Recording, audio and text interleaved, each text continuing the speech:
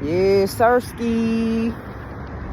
Yeah, Sirski. Yeah. And I do mean yes, Sirski. Because today is Mail Monday.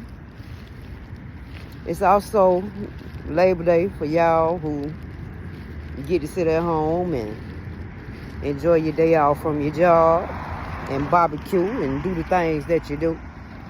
It's also the last day of Gay Black Pride weekend in Atlanta in the ATL. So shout out to everybody that's going back home today. Hope you enjoyed your stay and the party this weekend. The entire weekend and today. Okay?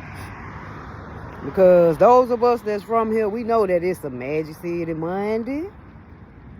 With Magic City money. Yeah. Shout out to Sean Paul and JD and hey man. Now we got to get into some shit because it is the last day of Gay Pride. So we got to talk about some allegations that have been thrown out. Now I didn't want to talk about this weekend. I didn't want to spoil the story that I had for Sylvester. I had known about this a couple days ago, but I was trying not to bring it up because, hey man, I mean, hey, everybody else saying that the people that's being accused of the acts that I'm gonna talk about be the main one trying to call out the gay shit from the city. Now this is alleged, but y'all see it. Y'all have seen it. Y'all have seen Thugger come out and say shit about Lil Baby, about wearing skinny jeans and things like that. You know, he's thrown out some allegations about, hey man, these people is having activities together. These boys who hang together is having certain activities together. So, I mean, y'all have heard the story he told you.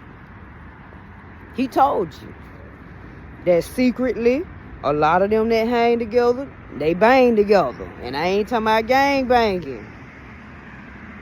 Allegedly. This is alleged. Alleged. Now, I told y'all a couple months ago that when OfReeeAlluuhTea came home, that there was still going to be drama in the streets of ATL and that the goddamn drama was going nowhere. I told y'all that. I told y'all this. That the energy between YSL, YFN, those two energies, and then you got Rollo involved in it too. Rollo is also coming out here exposing people. Saying shit, you know, about Thugger.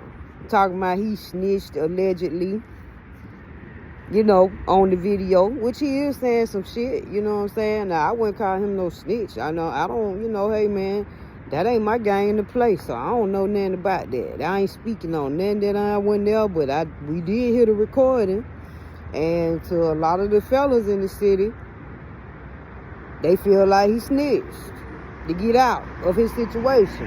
It was released. They released the audio on him. You know. So, again, I told y'all that the beef or that the goddamn energy between these two gang rivals in the city was not going anywhere. Then you got Woody speaking on what he saw.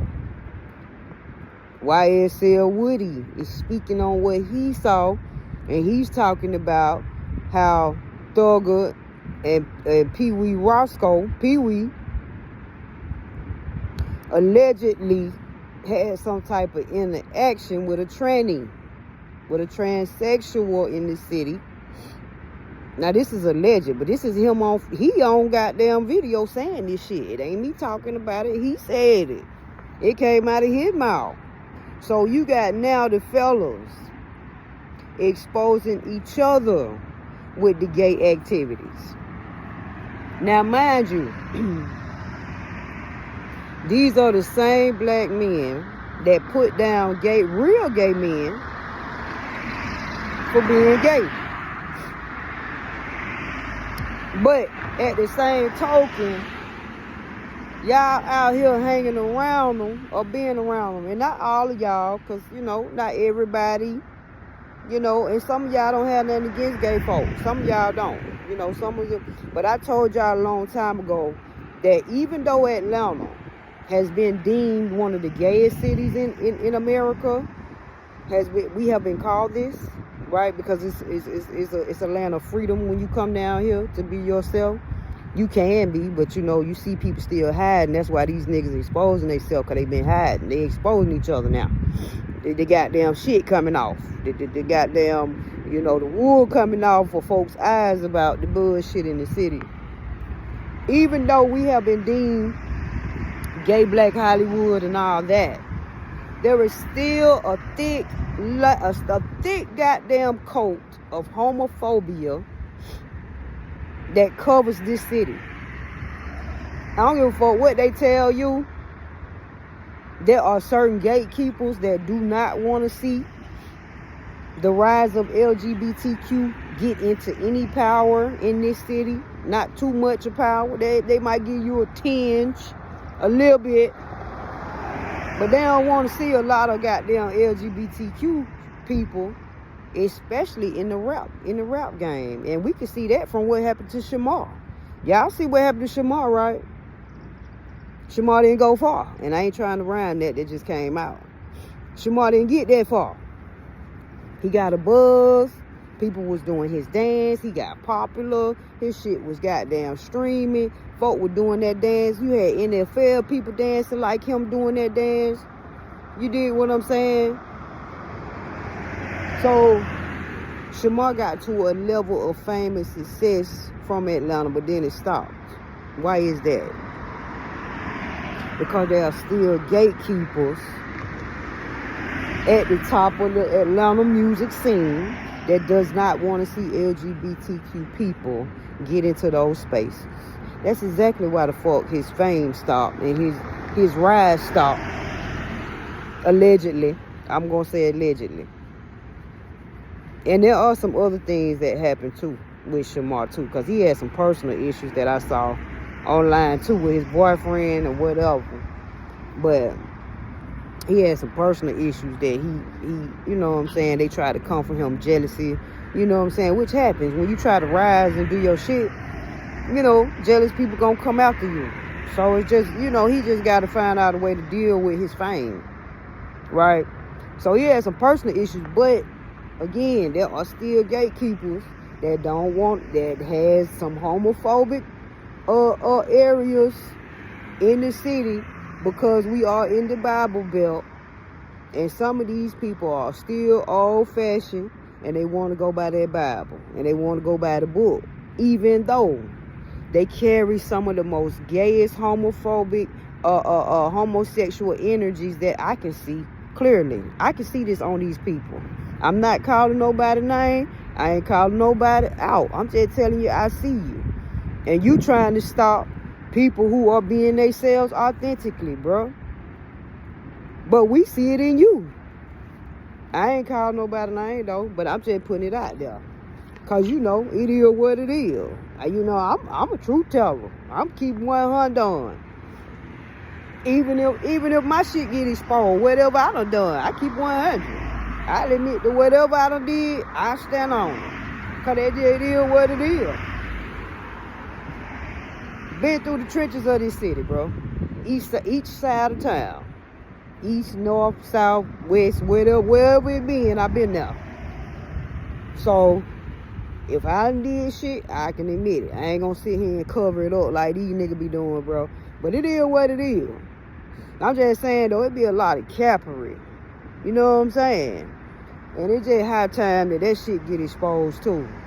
Because it's a lot of, when I tell y'all, and y'all know this, because Shamar still should have been going. And then, too, I got to really put it on, like, the fact that us in the community, and I ain't talking about, I'm just talking about LGBTQ people, period, bro. Like, as much money as we make and spend in this city, There's no way we shouldn't have our own little entertainment shit going,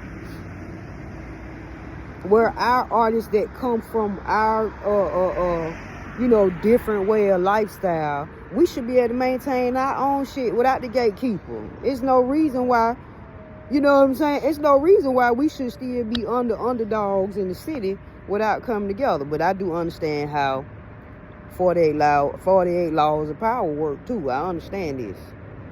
So anyway, I'm gonna get on off here, but I had just come through with that. This music, man, this Male Music Monday. And hey, man, you know, the shit that y'all seeing being exposed right now, we been knowing this shit. A lot of us been knowing the activity been going on. We been knowing it. They just been trying to keep it quiet. But now the real is starting to come out. That 9 times out of 10, a lot of these folks bisexual. If anything, they probably ain't gay, but they probably bi. So anyway, y'all be easy. The truth will be revealed though.